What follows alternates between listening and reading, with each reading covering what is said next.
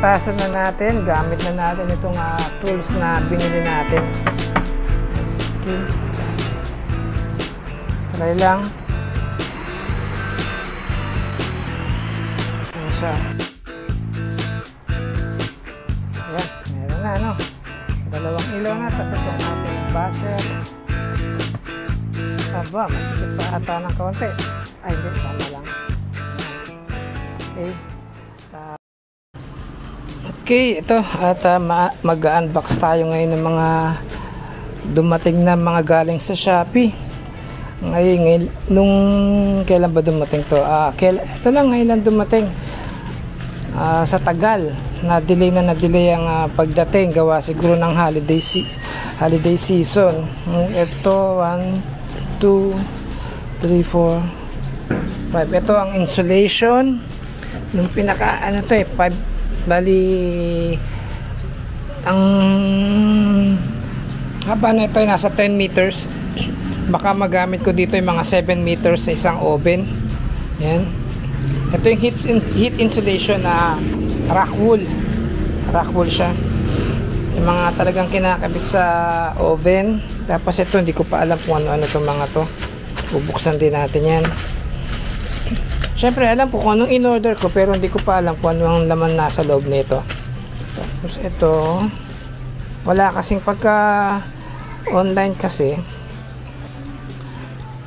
walang mga nakalagay na ano na kung ano yung nasa loob. Hindi makikita. Ito ay, yan. I-unbox natin yan isa-isa para matapos na natin itong ating project. Okay. Wait lang, i-unbox natin yan. Ito, hindi na natin kailangan i-unbox to. Heat insulation yan yun. Okay. Okay, buksan natin to. Unahin natin tong isang to. Importante din kasi nag-open kayo ng naka-video dito sa mga inyong online na gamit. Ayun. Okay. Ito pala yung kanyang PID. Ibig sabihin na PID ay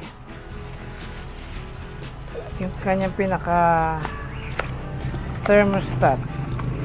Yan. Ito. Ito na siya. Ito yung nandito. Nandito na nakakabit yan. Ito siya.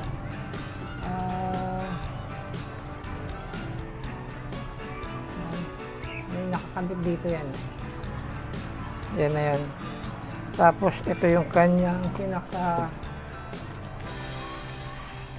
sensor. Yan. Okay. So, yan. Ano daw, sa isang set yan. Tapos ito naman, ito ay ganun din. Sa isang set din ito ng ating gagawing oven. Dalawang oven kasi yung gagawin. Tapos ito naman ay ang kanyang, ayun, yung relay sa loob, tsaka yung kanyang mga connectors. Yan, dito yan. Yan. Kapit sa loob yan. Okay, tig-isa sila. Ikabit ko na para baka maghiwalay at magkawalaan pa. Ito ay, ayan. Okay. Kasi yan dyan, isang set na yan. Isang set tayo dito. Okay na tayo dito. Basura, tapon. Ito, ano naman, medyo mabigat. Tingnan natin ito. Tagal. Bago dumating yung mga order, pagka natapat talaga ng holiday season, mga before and after Christmas, mga kasi na-order ko ito, nasa ano na yun, okay. Sa isang set ito. Isang set ito ng ito naman ay ano ba ito? Contactor. Yan. Okay, isang set yan. Tapos ito. Okay. Isa lang. Uy, ba't isa lang? Ba't isa lang?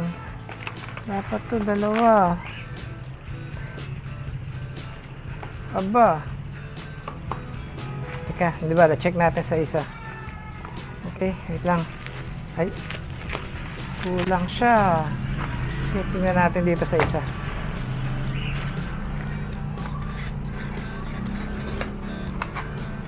Kulang. Okay. Yan, tulad yan, nangyaring ganun, kulang ng isa. Pagkaalam ko sana, hindi ako sure kasi kung, kasi dalawang ano to eh, dalawang set to eh.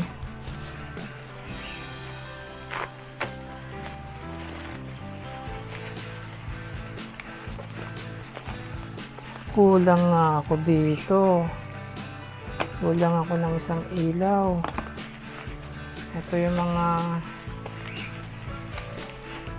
SSR power supply dito sa kabila. Ito kasi may power supply din kasi sa loob na 12 volts na mababang amperahe lang para i-drive nyo itong relay. Yan siya. Aba, okay, ito SSR power solid state relay. Kasi ito dito to. Kulang ako, boss. Okay, double check ko lang. Okay. Wait. Send natin yung video na ito pagka kulang to. Okay, wait lang. Ayun. Ako ang nagkamali. Dapat dalawang ganito. Isang ganito. So, ako ang nagkamali. Ang nakalagay sa order ko ay isang ilaw tsaka isang ganito, pero ang kailangan ko ay isang ganito, dalawang ganito tsaka dalawang ganito. So, tama naman siya, ako ang mali. Umamin tayo sa pagkakamali, order na lang tayo ng panibago. So, ayun, ayos. Tsaka umorder din ako ng personal na gamit ko. Ito ay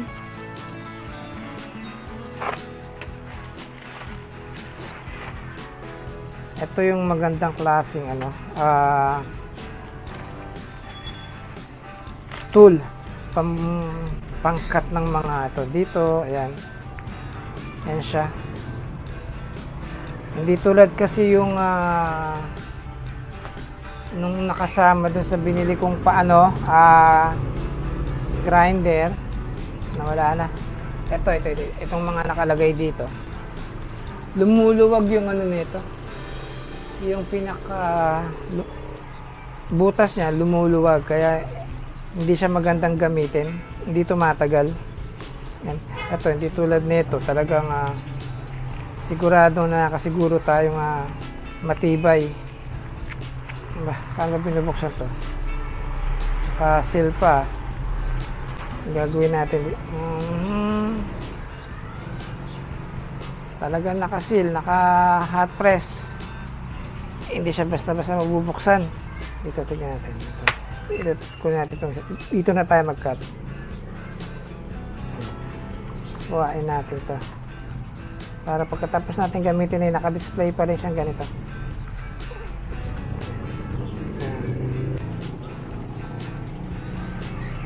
Magandang klase, hindi siya yung nga. Tapos ito yung kanyang pinaka talagang silyado, walang ibang paraan para buksan kundi butasan siya. Ito siya, oh. Yan, magandang klase nga. Tapos ito ay yun, may rotation siya, no? Observe na lang yung rotation pagka higpitan na lang yan. Kasi dito yan, compare nyo lang po sa kapal tsaka nipis, oh. Mas makapal itong binili kong branded. Ito yung issue mismo galing dito, hindi siya ganun kaganda. Okay, pang isa. Kung di ako nagkakamali, ito ay ang Holso. hole. So, ibig sabihin kasi meron ako dito mga butas na malalaki. Ayan, mga 20 mm ang laki. Kailangan, hindi, mahirap kasi gumamit ng, oh my, 20, ganito kaliit. 20 mm ba to? Okay, 20 mm. Tama naman. I-caliper natin. Ito ata, 32 mm. Drill bit ito, drill bit, no? Binabala sa barena. Ito is 20 mm, tama. 20 mm siya, oh. Pero ang in-order ko, alam ko, 32 mm yun eh. Pero okay lang, kasi 20 mm lang naman ang gagamitin ko.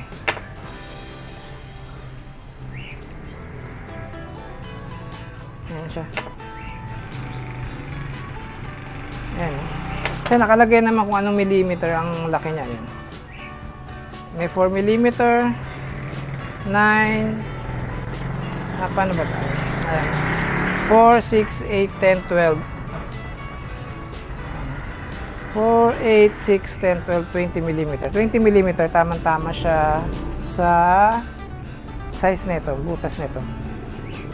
Ayan. So, ayan. Ito ay ating ngayong sisimulan. At ito ay ating ipa-finalize ito. Okay.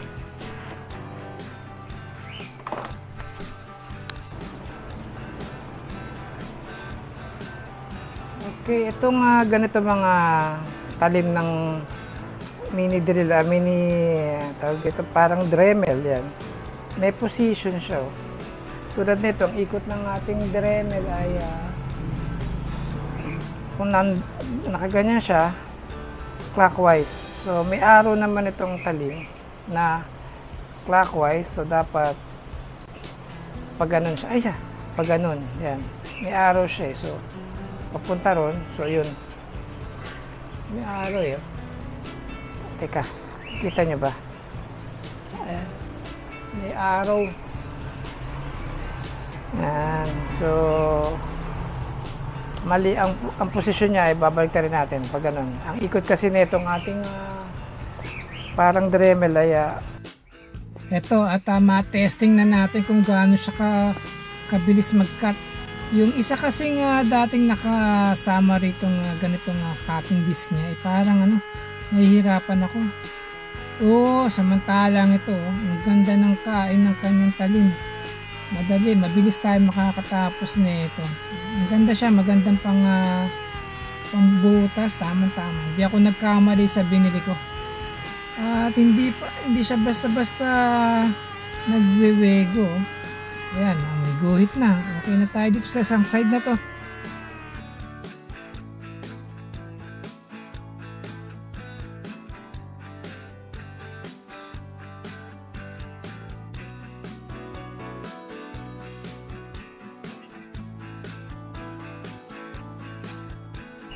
Okay, natapos natin. Ang bilis natin. Tatanggalin na lang natin. Yun. Ang ganda. Pantay na pantay yung kanyang pagkakakat. Ayos siya. Ito at atin namang isusukat itong ating PID. Yung pinaka controller ng ating heater. Ito yung nagre-regulate ng init sa loob ng oven. Kung ano yung nakaprogram sa kanya. Let's say 190 degrees. I-maintain niya yung 190 degrees. On and off switch to para magbigay ng kuryente sa heater. Ayan, at ating isusukat muna ito. Okay, subok. Maskip at ng konti. Hindi, okay lang to. Tama lang yung ganyang medyo maskip ng konti. Kasi may lock pa sa likod dyan. Ayan. Saktong sakto. Okay, ito naman ngayon ay ating bubutasin. Ito. Okay. Ito, bubutasan na natin. Gamit na natin itong tools na binili natin. Okay. Try lang. Ayan siya.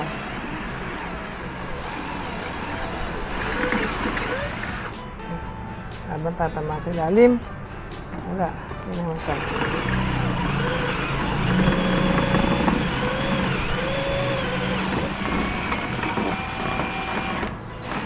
Yan.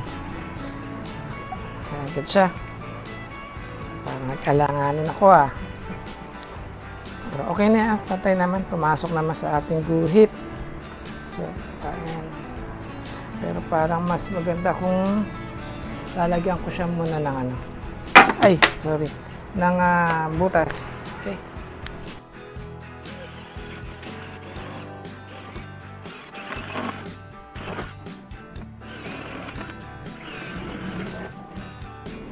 Ayan, nabutas na natin, no?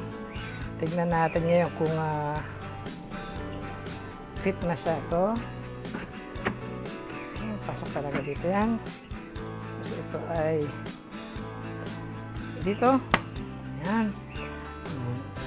Temporary lang naman to yung breaker. Let's say, nakaganyan siya. Ayan. Okay, tapos yung ating ilaw, 1.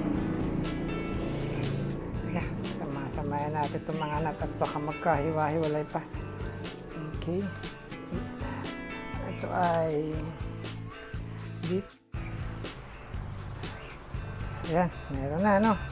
2 ilaw na, tapos itong ating buzzer. Aba, masikip pa ata ng kaunti. Ay, hindi, tama lang. Ayan. Okay.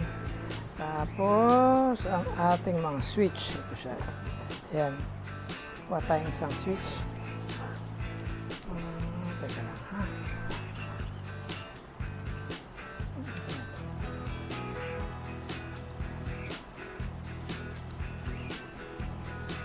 Ayan.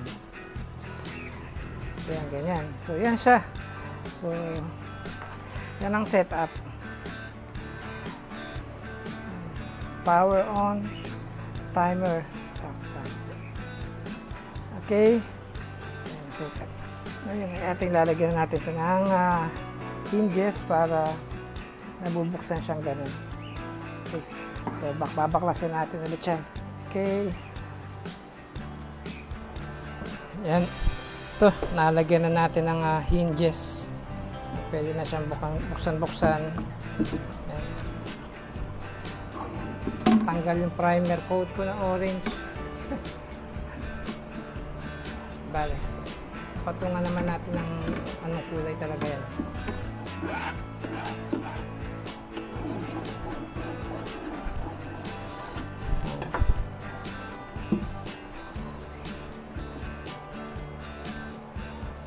Okay, lagyan naman natin ng magnetic. Itong magnetic lock ating ilalak ito.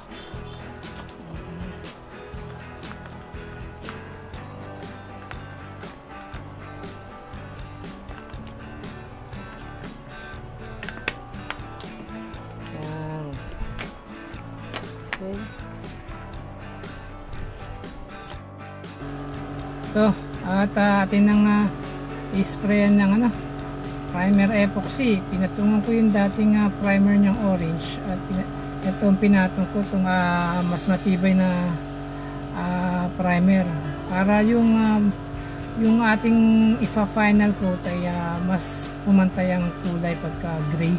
Kaya ayan, gray tayo, primer epoxy, mas matibay na to. Mas maganda ang kapit ng ipapatong natin pintura pag ito ang ating primer. Okay.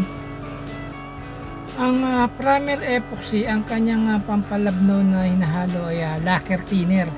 Hindi tulad na ibang pintura ay paint thinner. Ito lacquer.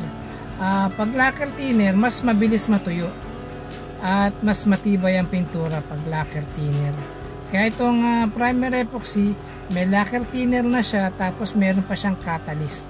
Yung catalyst na hinahalo doon sa primer epoxy, yun yung nagpapabilis matuyo ang pintura. Tsaka yun nagpapatigas ng pintura sa kanya, yung catalyst. Kaya maganda, yun pa, ang isa pang gamit ng catalyst ay para mas kumapit siya sa pagpipinturahan. Yun ang gamit ng catalyst. Dumikit siya ng maganda sa pipinturahan natin. Eto, naka second coating na tayo, no. Bali, gagawin ko itong 3 patong na primer epoxy. Tapos patutuyuin, siguro bukas ko na to liliyahin simulan kong liyas sa 600 tapos hanggang sa 1,000 kasi kailangan mapakinis pa to kasi itong kadalasan kasi itong mga primary epoxy pag in-spray magaspang pa siya kaya ang gagawin ko liliyain ko pa yan bukas. So ayan na siya, na primer coat na natin at base coat, primer coat yan na ano na natin at i-coat na lang natin ito ng final coating yung talagang kulay niya na. Ayan. Ito yung isa kasi ito pa yung isa. Ayan.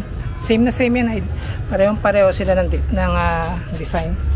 So ito lang naka-box na. Ito kasi meron na itong box at may kulay na. Ayan. So yan siya ngayon. Okay na. At hintayin na lang natin itong matuyo. Siguro bukas ay aking konting liha na ng 1,000 para mas pinong-pino kasi magaspang siya. May halong tubig na lumalabas sa aking compressor.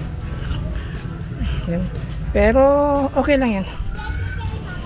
Hindi naman kotse yan na ganong kaselan. Yan siya.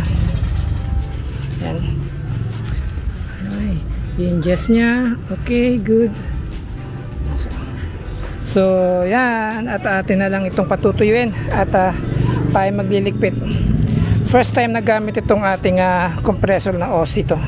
Ang okay naman siya. Ang problem ko lang dito kailangan ko maglagay ng tawag nito yung filter para sa tubig. Kasi merong moisture. Ang lakas ng moisture niya, matubig siya. So yun ang ating gagawa ng paraan dito. Meron naman nabibiling pang-catch ng moisture bago dumating dito sa ating itong ating spray gun. Dito nilalagay yun. Ganon. Para walang tubig. So okay na. Iligpit na tayo. Bukas ko na siguro yung final coat ito. Okay. So yan ang nagawa natin ngayong araw na to, no? Pagbubutas, pag-set up ng pag-mount temporary ng mga parts niya. Tapos may mga dumating pang mga piyesa ngayon. I-unbox natin, no? Para sa isang compressor, sa isang oven kasi yun, merong blower. Ito kasi na mga ito, wala namang blower kasi dito. Yan, ito pala walang blower ito. Yan. Ito pala ang walang blower ito. Ito may blower to. Yan. Yan siya. Kasi powder coating kailangan walang blower.